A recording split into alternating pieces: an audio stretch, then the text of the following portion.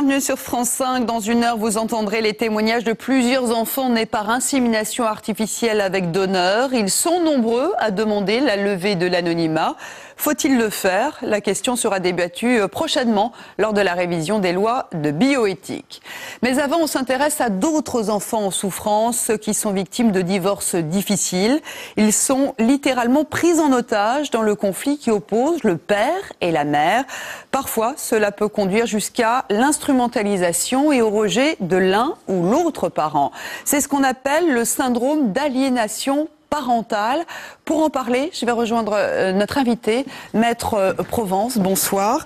Vous êtes donc avocate spécialiste de ce syndrome. Depuis quand parle-t-on de syndrome d'aliénation parentale? Très exactement, depuis une vingtaine d'années. Ce syndrome a été théorisé par un pédopsychiatre américain, Richard Garner.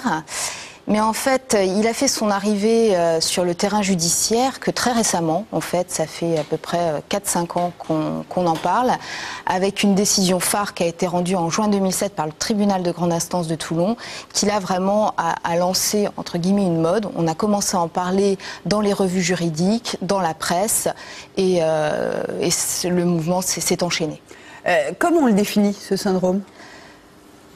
Je dirais que c'est le rejet d'un enfant vis-à-vis de son parent sans qu'on puisse justifier ce rejet. Il s'inscrit toujours dans le cadre d'une séparation très conflictuelle et le but en fait parce que c'est une manipulation, en fait c'est la manipulation d'un père ou d'une mère sur son enfant, opérée sur son enfant avec un objectif très précis qui est de supprimer l'autre parent, d'éradiquer son existence de la vie de son enfant. Est-ce qu'on a une idée du nombre d'enfants qui sont victimes de ce syndrome? Non, le nombre reste indéterminé. Déjà, on n'a pas de statistiques sur le sujet.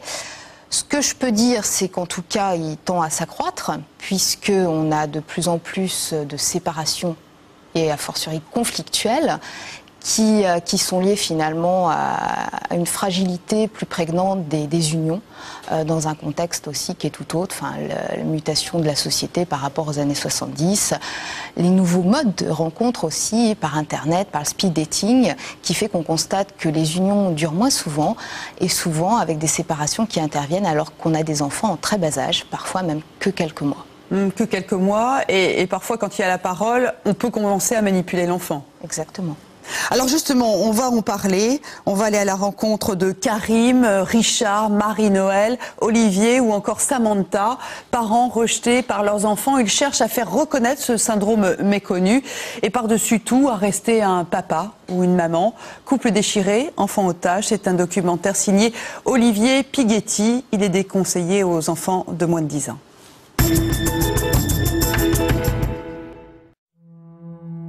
C'est un coup de téléphone d'un père divorcé à son fils de 7 ans. Il est en colère car son ex-femme a laissé son garçon dormir chez un copain. Et quand ta mère fait un truc comme ça, tu devrais lui casser la gueule. Pourquoi c'est pas ton père qui s'occupe de toi quand ta mère reste pas? Tu veux m'expliquer ça? Tu veux m'expliquer ça? Non, je sais pas pourquoi. Mais t'es con ou quoi? Arrête de te laisser faire par tes têtes de connasse. Tu fous le camp dans cet appartement, tu fous le camp, c'est tout. Pauvre con, va. Pauvre con. Tu veux que je t'oublie? Un jour ton père, si tu continues comme ça, moi je m'en fous, je vais crever, je vais mourir, et c'est terminé des conneries. Alors tu choisis, ou t'as un père et tu lui ressembles, et bien t'es moins con que ça, ou bien ouais, c'est ta mère, pauvre con, parce qu'elle vaut pas mieux. Ce déversement de haine résume de façon caricaturale un terme indigeste, l'aliénation parentale. Il s'agit de la manipulation d'un enfant par son père ou sa mère pour éliminer l'autre parent. Un procédé tortueux, rarement volontaire, que l'on retrouve lors de divorces conflictuels. Ces manipulations s'apparentent à ce que l'on retrouve dans les sectes.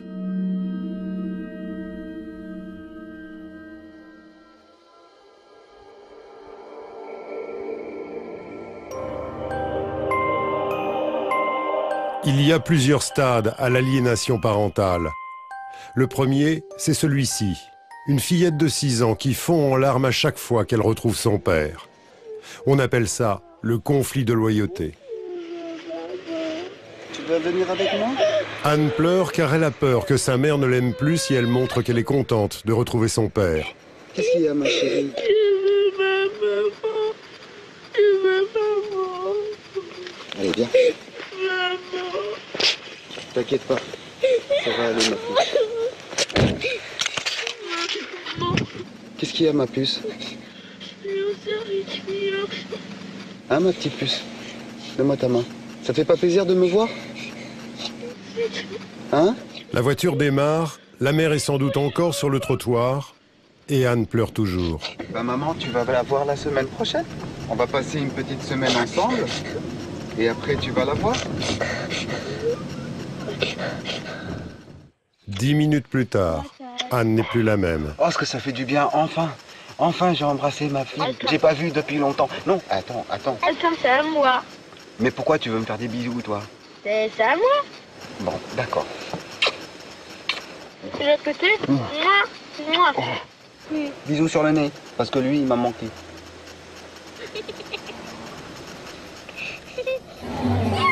Et pour Karim, le père d'Anne, c'est à chaque fois un peu plus dur.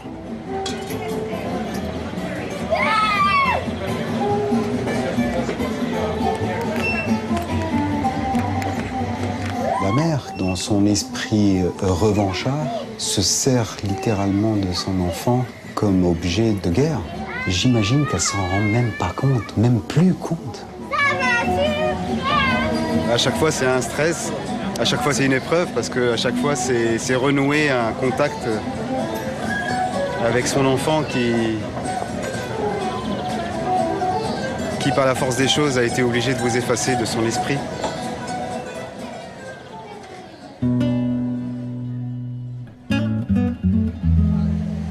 Ma fille, je pense qu'elle est désemparée. Elle doit se dire, voilà, je dois jouer un rôle. J'étais avec papa, j'ai joué mon rôle avec papa, maintenant je dois jouer mon rôle avec maman. Le conflit date d'avant la naissance d'Anne, puisque le couple se sépare alors que la mère est enceinte. Les parents se disputent âprement et les procédures s'accumulent. Il y a 4 ans, le conflit est tellement enlisé que le juge aux affaires familiales d'alors les sermonne tous deux, comme des enfants. Bonjour. Bonjour. Asseyez-vous, je vous en prie. Vous êtes parent.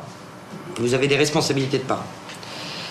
La plus grande responsabilité que vous avez, c'est d'essayer en tout cas de vous entendre et d'avoir un dialogue pour votre enfant.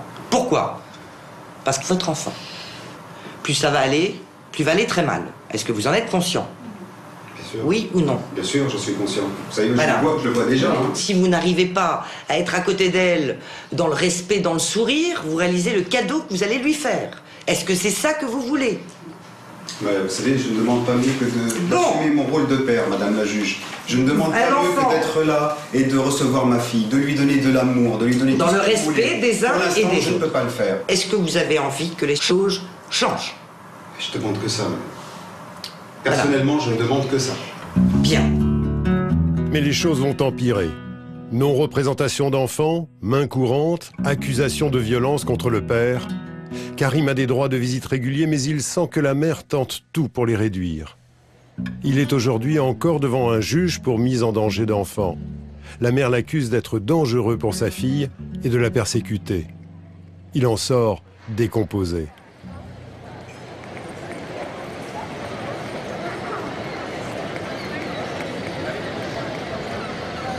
Est-ce que vous avez pu parler à votre fille?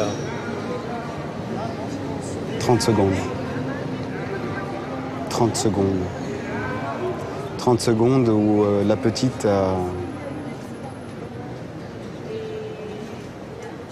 a été obligée de dire, de demander la permission à son beau-père pour venir m'embrasser.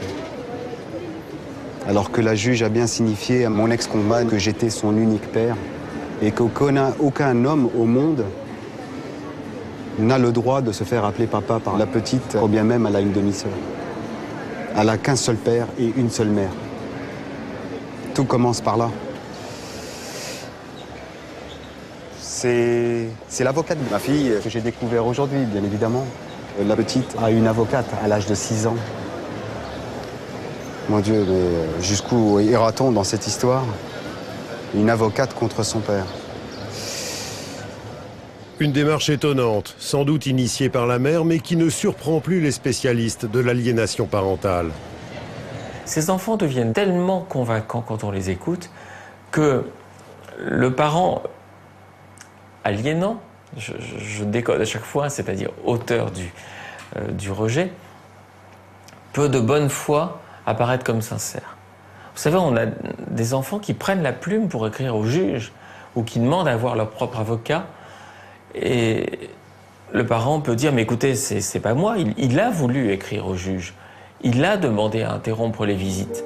1, 2, 3, roi du silence. La mère d'Anne a trouvé une arme imparable contre Karim. Elle accuse Mehdi, le fils de sa femme, 9 ans à l'époque, d'attouchement sexuel sur Anne alors qu'elle avait 5 ans. Enquête, interrogatoire et examen gynécologique, classement sans suite, par 2 fois. Karim, le petit Mehdi, et surtout sa mère. La manipulation a bouleversé tout le monde. Les enfants, vous n'avez pas faim? Si. Alors je pense que vous devriez arrêter de jouer et venir dans la cuisine. Une dernière partie du roi du silence. Entendre ce que la petite a été forcée de dire est juste, c'est juste inhumain. C'est juste inacceptable. Venant d'une mère. Parce que les paroles de la petite n'étaient pas les paroles d'un enfant de 5 ans. C'était les paroles d'un adulte. Il me faisait des choses et même ses doigts étaient sales. Vous voyez? Ça allait dans le moindre détail. Jusqu'à un jour, il a pleuré, il m'a dit « Maman, je ne veux pas aller en prison, je ne veux pas porter ça sur mon cœur. Le mieux, c'est que je parte vivre chez papa. » Mehdi est donc parti vivre chez son père. Et Karim, lui, enregistre une vidéo où il questionne sa fille sur l'incident. Dis-moi ma puce, tu ne voudrais pas me dire quelque chose? Il n'y a pas des secrets que tu veux me raconter avant de partir? Ah, tu l'as dit, il n'y a pas eu de problème. Il n'y a pas eu de problème avec Mehdi.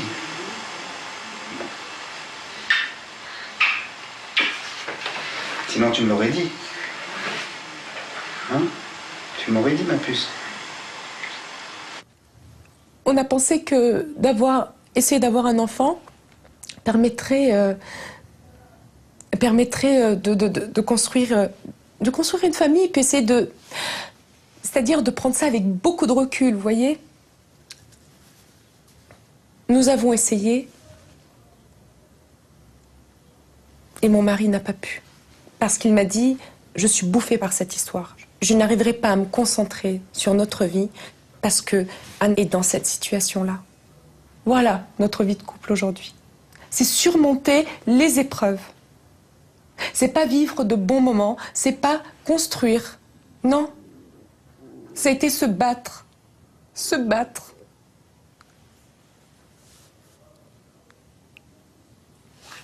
Excusez-moi.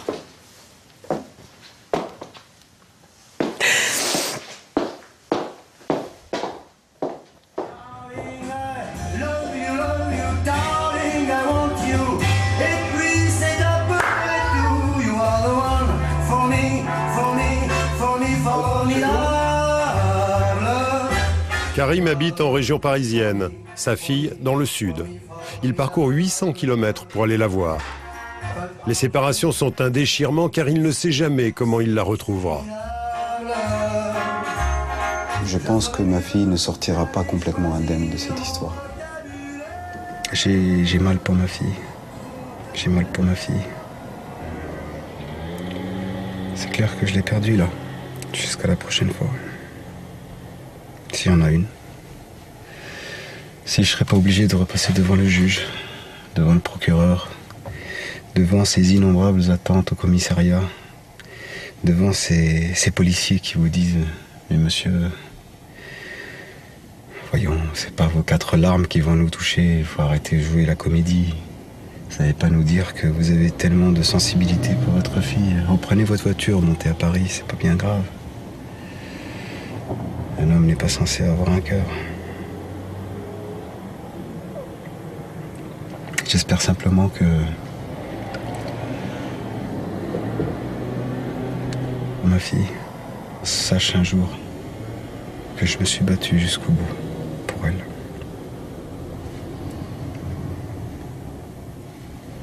qu'elle soit heureuse d'avoir un père.